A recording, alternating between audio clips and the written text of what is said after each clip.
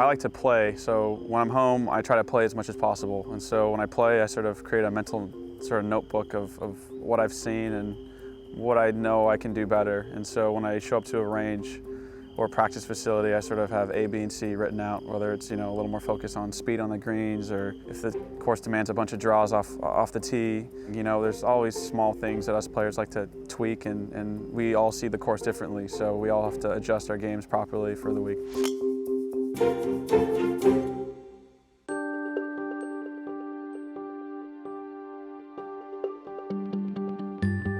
I guess all of us have a sort of unique path. We have all our own teams and pieces in place in order to prepare for big events. And back home, it sort of starts anything from seeing a physio and trainer in the morning to a workout.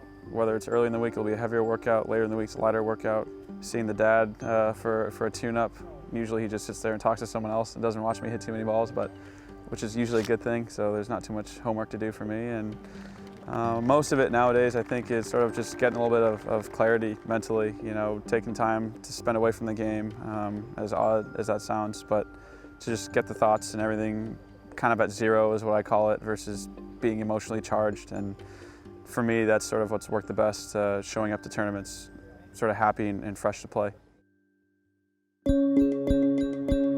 Now that I've been on tour for 3 years, I think shot length is a very fair scale for me to assess my statistics and my game. And it's obvious where the holes are, and it's obvious where I need to do a lot of my homework. And I do look at those numbers to assess sort of what I need to improve.